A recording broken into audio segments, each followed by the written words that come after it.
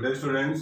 तो बेटे आज हम इस लेक्चर में डिस्कस करेंगे फर्दर वेक्टर्स की प्रॉपर्टी और इसमें हमारा पहला क्वेश्चन एलिमेंट की बुक से एग्जांपल नंबर 8 है। फर्स्ट एक्सरसाइज में कुछ इनइक्वलिटीज दी हुई है, एनसीईआरटी की बुक में भी दे रखी है, आरडी शर्मा में भी, सभी में ही है। तो ये कि इनइक्वलिटी डिस्कस करके चलेंगे। हम पहले हमने लिखा है कि अगर हम कोई दो वेक्टर ले लें for any two vector A and B, then we need to prove that magnitude of these sum of these two vector a plus b का magnitude of sum of these two vector is always less than or equal to magnitude of a plus magnitude of b, and magnitude of difference of these two vector that is also less than or equal to magnitude of a plus magnitude of b, and magnitude of difference of these two vector is greater than or equal to difference of magnitudes of the vector। देखिए यहाँ पे magnitude of the difference of vector है और यहाँ पे difference of magnitudes है। तो magnitude of the difference of two vector is always greater than equal to the difference of magnitudes. ये a minus magnitude of a minus magnitude of b के equal होगा। तो इस चीज को हम प्रूव करेंगे, कहीं कहीं हमें यूज होती रहती है। तो पहले हम इन चीजों को कंफर्म कर लें आगे एंट्री करने से पहले। तो suppose we are taking a triangle ABC और उस ट्रायंगल की दो साइडों को हम वेक्टर A और वेक्टर B से रिप्रेजेंट कर लें। तो जो साइड AB है that is represented with vector A and side BC vector B से। तो it means AB vector that will be vector A and BC vector that will be vector B। Now two of its sides are represented by two vectors। तो therefore using triangle law of addition हमें बताता है कि third side of this triangle will be represented by sum of these two vectors in opposite direction। तो therefore जो third side AC है that is represented by sum of two vector A plus B in opposite direction, that is from A to C। तो therefore AC is equal to AB plus BC। तो AB की value A है बेटा, BC की value B है। तो that means AC, the third side AC that is represented by vector A plus B।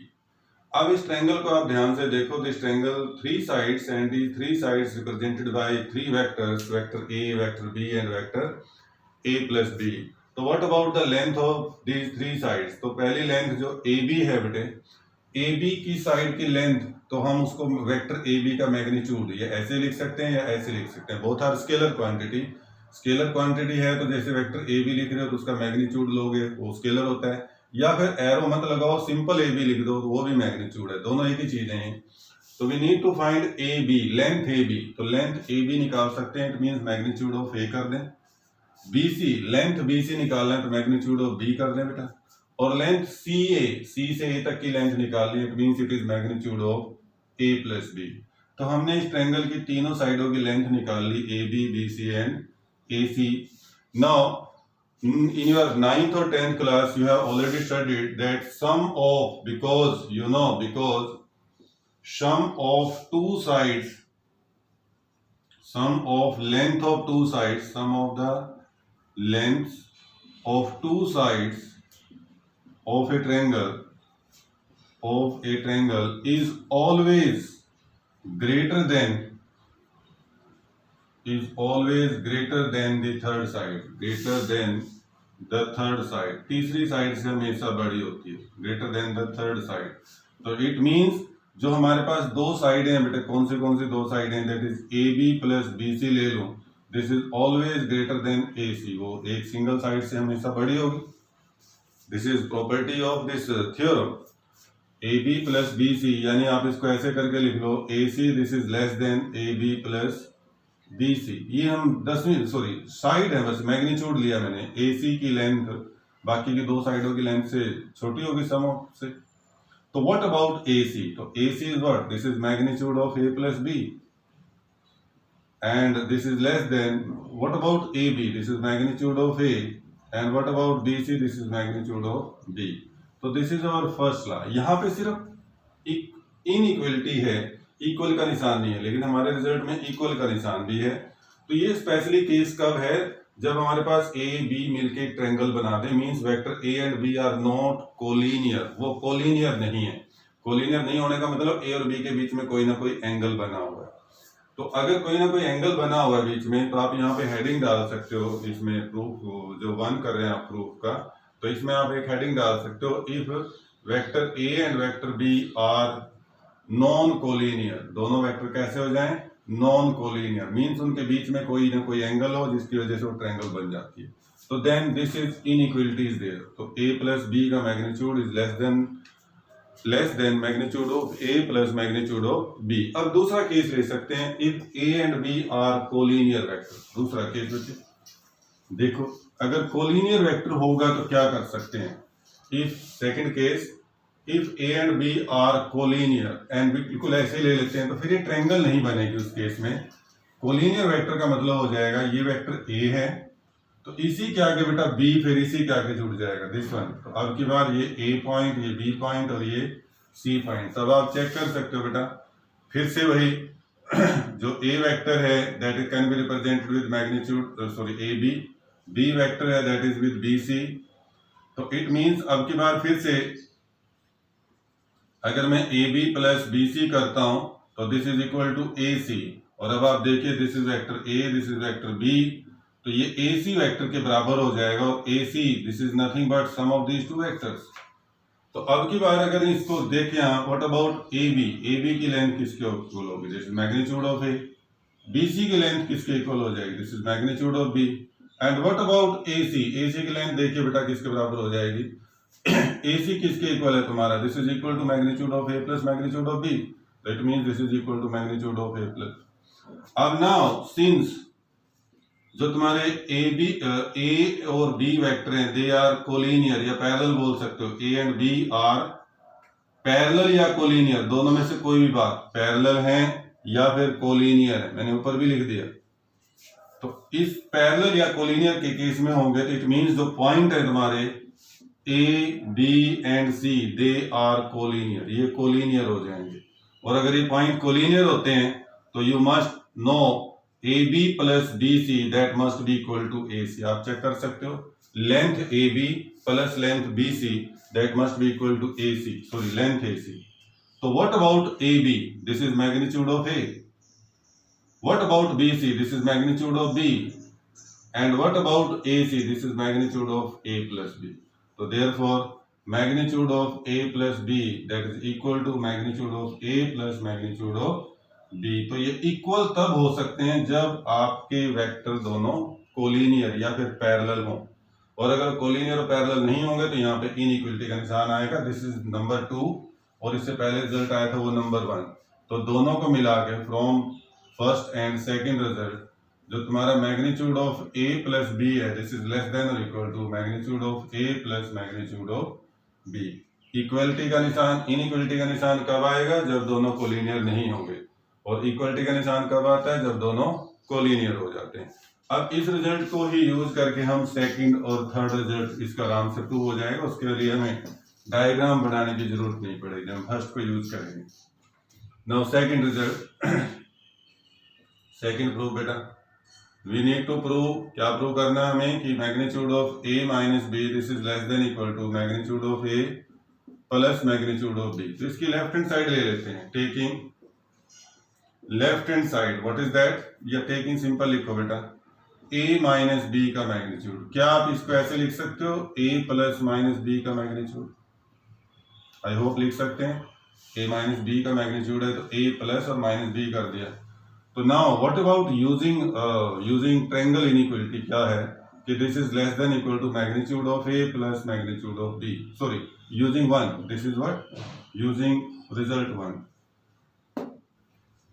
कि अगर आपके पास दो वेक्टर्स का सम है मैग्नीट्यूड तो दैट इज लेस देन और equal to magnitude of A plus magnitude of B।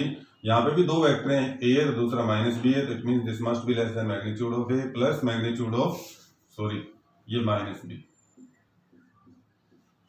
लेकिन अब तुम्हें पता होना चाहिए कि जो मैग्नीट्यूड ऑफ A B है बेटा, magnitude of minus B that must be equal to magnitude of B, क्योंकि मैग्नीट्यूड में तो नेगेटिव पॉजिटिव का कोई फर्क नहीं पड़ेगा, उसकी डायरेक्शन अपोजिट होती है बट मैग्नीट्यूड सेम होता है। नेगेटिव वेक्टर का B वेक्टर है और ये माइनस B है, तो एक वेक्टर B दूसरा वेक्टर माइनस B, तो they are negative of each other, means they are equal in magnitude but opposite in direction. तो मैग्नीट्यूड में मैग्नीट्यूड B का माइनस B वेक्टर का magnitude equal to the vector B, तो इसलिए हम यहाँ पे लिख सकते हैं therefore this is equal to magnitude of A plus magnitude of B, and this is proof of our second part.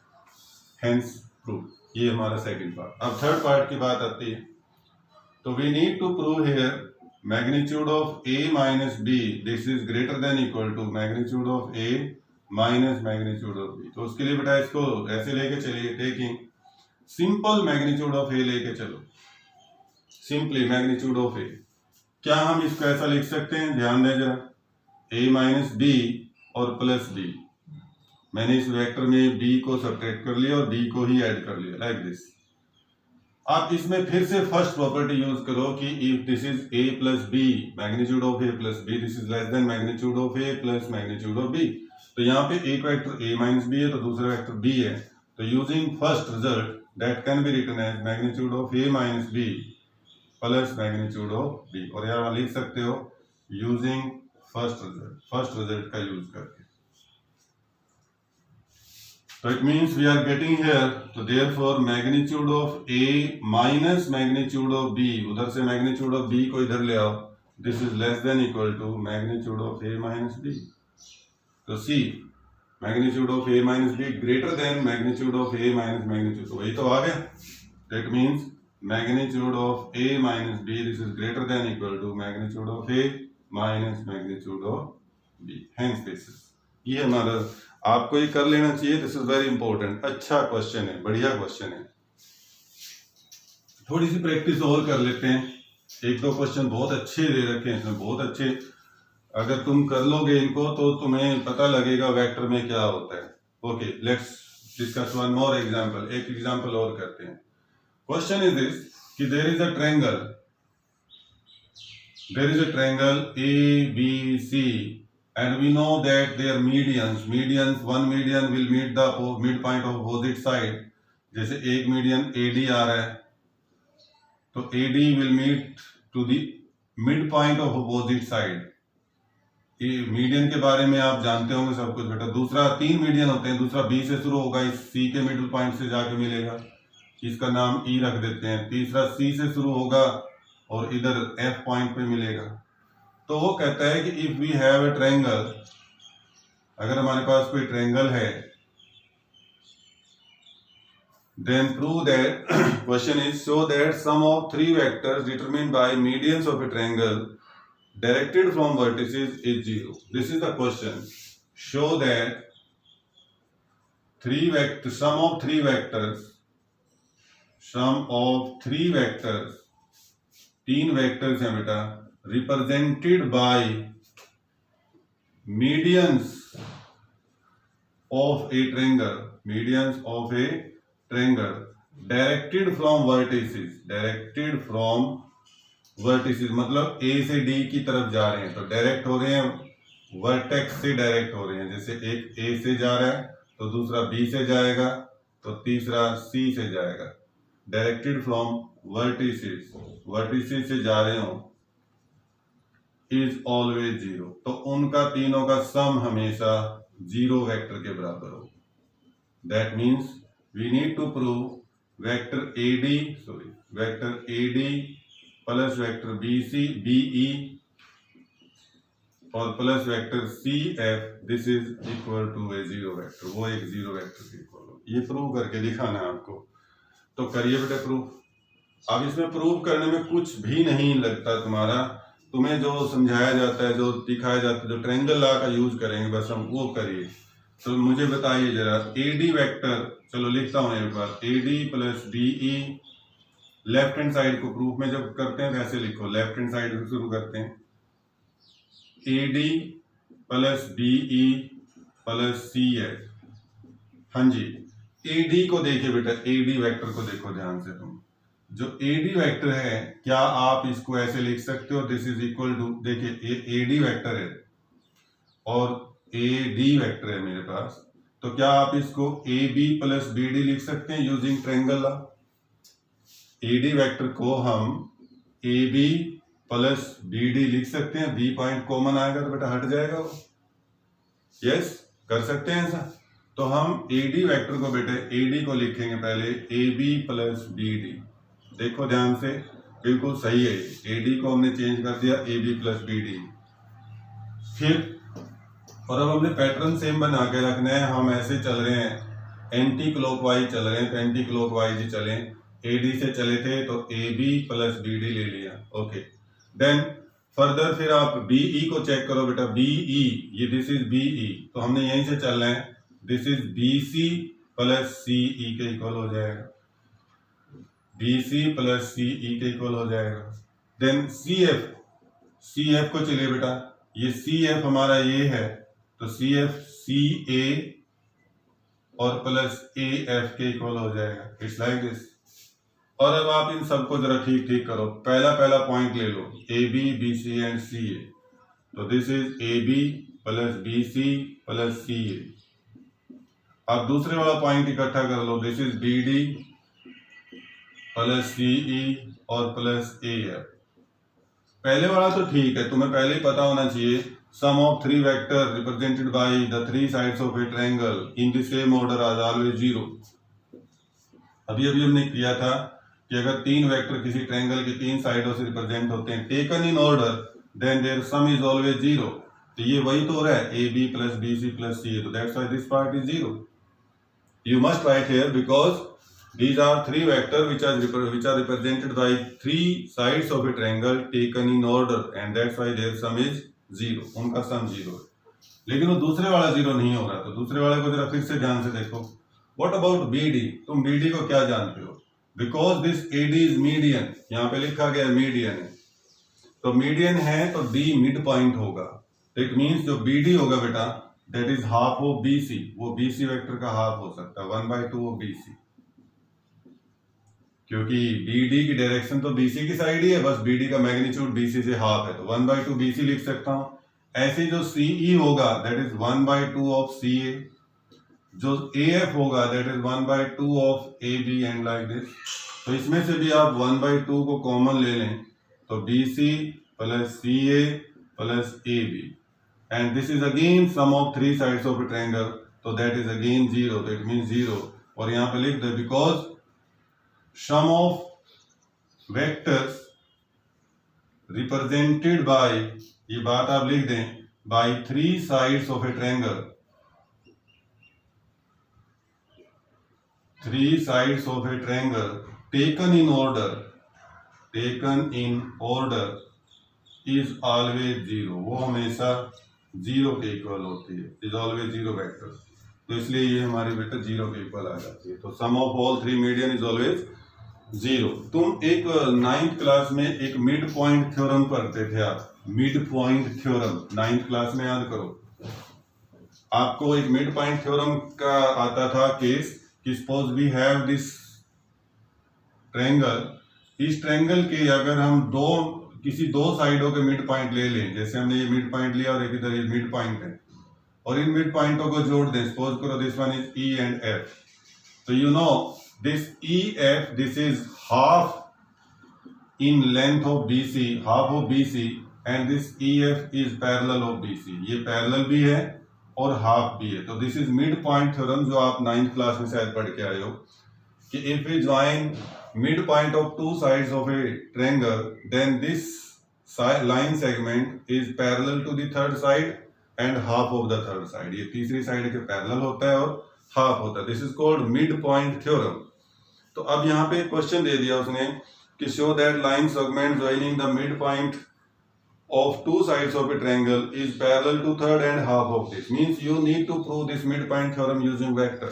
आपको midpoint theorem वेक्टर से प्रूव करके दिखाने का क्वेश्चन आ जाता है बेटा, यूजिंग वेक्टर्स को यूज करो, प्रूव मिड पॉइंट थ्योरम, सीधी सी बात, प्रूव मिड पॉइंट थ्योरम को प्रूव करके दिखाइए यूजिंग वेक्टर, या फिर स्टेटमेंट पूरी लिख लो, आपकी मर्जी है वो भी, जैसे उसने बोल रहा है कि शो करिए, show that line segment joining midpoints of two sides of a triangle is half of third side